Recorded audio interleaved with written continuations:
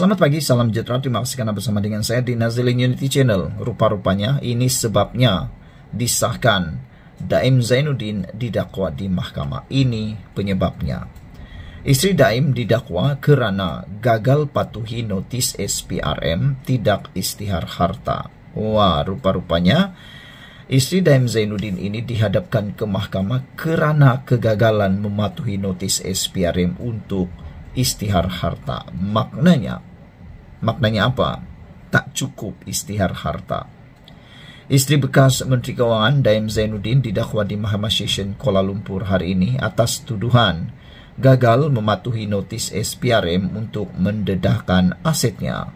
Naimah Abdul Khalid didakwa mengikut Seksyen 36 dalam kurungan 2 Akta SPRM 2009 dan boleh dipenjara sehingga 5 tahun dan didenda sehingga RM100,000 jika didapati bersalah.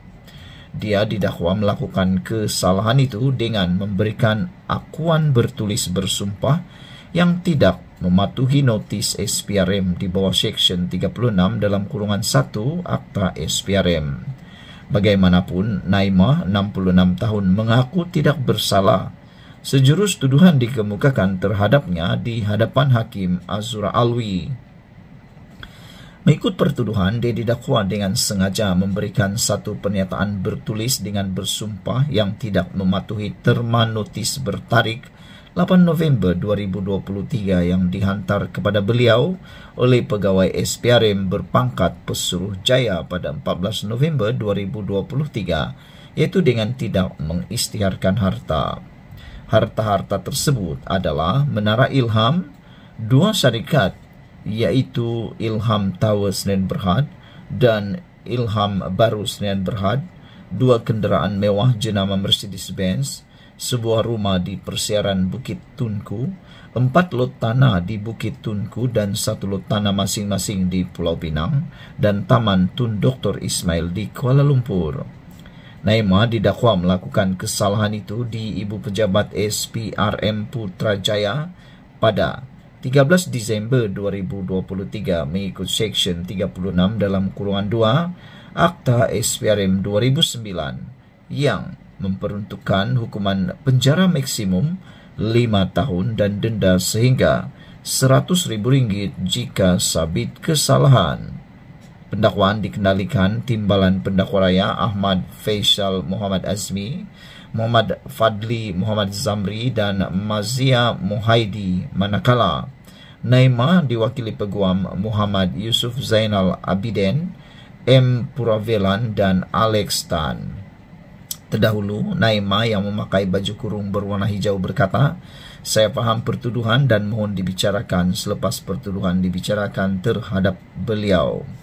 Pada 10 Januari lepas, Naimah dan 2 anak lelakinya hadir ke Ibu Pejabat SPRM untuk memberi keterangan serta membantu siasatan agensi anti rasuah itu terhadap Daim yang juga seorang ahli perniagaan.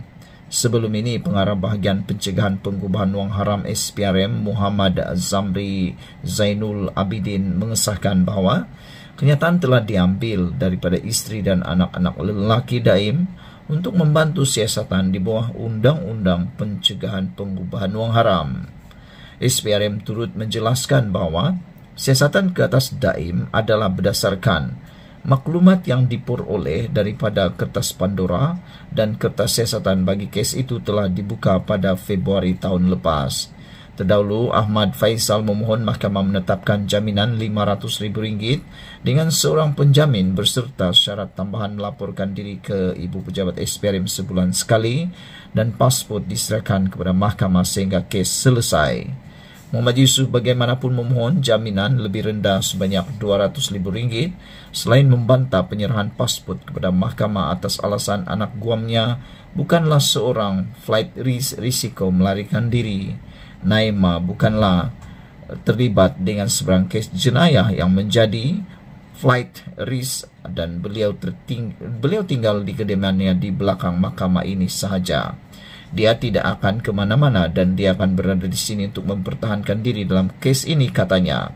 Azura membenarkan Naima diikat jamin Rp205 dengan seorang penjamin serta syarat tambahan pasport diserahkan kepada mahkamah sehingga kes selesai. Selain menetapkan 22 Mac ini untuk sebutan semula kes, turut kelihatan hadir di mahkamah adalah ahli keluarga tertuduh.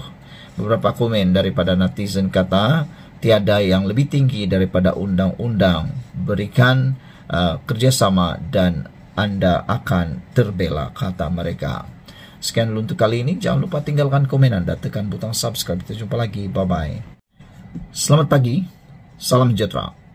Hari ini kita digemparkan dengan satu kenyataan bahwa Tun Mahathir Mohamad akan dirakamkan kenyataan di Balai Polis. Adakah ini adalah pengakhiran kepada semua sandiwari ini?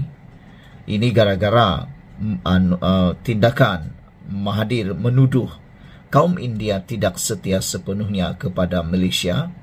Ini menyebabkan beliau kini berhadapan risiko yang sangat besar untuk didakwa. Polis akan merakam kenyataan Dr. Mahathir Mohamad berhubung kenyataan yang dibuat oleh bekas Perdana Menteri itu mengenai masyarakat India dan China dalam temu bual baru-baru ini. Seorang pembantu Mahathir memberitahu Malaysia kini kenyataan itu dijadual akan dirakamkan pada jam 3 petang ini di Yayasan Kepimpinan Perdana di Putrajaya. Pada 13 Januari lalu, Mahathir dilaporkan mendakwa masyarakat India Malaysia masih tidak setia sepenuhnya kepada negara ini kerana mereka masih terikat dengan negara asal mereka. Bercakap dalam temu bual eksklusif secara dalam talian dengan saluran TV Satelit India Tanti TV, Mahathir berkata seseorang itu harus dikenali sebagai orang Melayu untuk berhak untuk menganggap Malaysia sebagai negara sendiri. Orang India Malaysia tidak bercakap bahasa Melayu sebagai bahasa asal mereka. Mereka bercakap Tamil, katanya ketika host bertanya, jika seseorang itu tidak boleh kekal setia kepada negara didiami sambil komited kepada asal-usul mereka. Mahathir kemudian berkata bahawa masalah dia ialah apabila pendatang merujuk kepada kaum India dan China menganggap Malaysia sebagai negara sendiri tapi pada masa sama terus mengamalkan budaya dan adat mereka sendiri. Apabila host program itu bertanya sama ada Mahathir menjangkakan orang bukan Melayu berasimilasi sepenuhnya menjadi orang Melayu atau tidak, Mahathir menjawab dengan tegas, "Ya, mereka sepatutnya begitu. Dahulu kami ada orang India, Pakistan, Arab dan Afrika yang kini Melayu. Dalam maksud mereka berbahasa Melayu di rumah, budaya mereka adalah Melayu," kata beliau. Host kemudian bertanya jika Mahathir mengharapkan semua kaum di Malaysia dikenali sebagai Melayu dan bukannya rakyat Malaysia. Sepatutnya begitu, kata Mahathir, ahli politik yang pernah menjadi Perdana Menteri sebanyak 2 kali itu. Susulan kenyataannya itu, beberapa pihak membuat laporan polis ke atas beliau. Beberapa komen daripada netizen berkait isu ini ialah, Brownie kata orang tua ni boleh cakap apa saja, pasal India kah, China kah, Raja kah, Sultan kah, tapi kerajaan tak boleh buat apa-apa. Mujahid kata, saya ini dari dulu lagi tak minat dengan Mahathir, kata Mujahid, tetapi saya tak setuju. Dia diheret oleh polis, lantak dialah apa pendapat dia. Tak salah dia kemukakan pendapat dia sendiri, kata Mujahid. A1976 kata, kerana mulut badan binasa. Manusia bila sangat lama berkuasa, inilah jadinya. Mulut celupar sangat. Pemimpin seperti ini patutnya tidak perlu ada, katanya. Suka sangat porak-porandakan negara, walhal rakyat baik-baik saja. Tapi sesetengah pemimpin hilang kewarasan menyebabkan rakyat berpecah belah, kata beliau. Red Patriot kata, kenapa obses sangat, kata beliau. Bangsa Arab, India, Yaman atau apa-apa dah jadi Melayu ke, katanya. Oh Tuhan, hanya di Malaysia boleh pindah bangsa? Soal Red Patriot. Inikah yang dipanggil perpaduan, katanya lagi.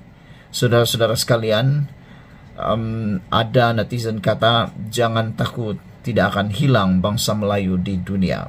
Sekian dulu untuk kali ini. Jangan lupa tinggalkan komen Anda, tekan butang subscribe. Malaysia kita punya, kita juga sama-sama cintai Malaysiaku. Bye-bye.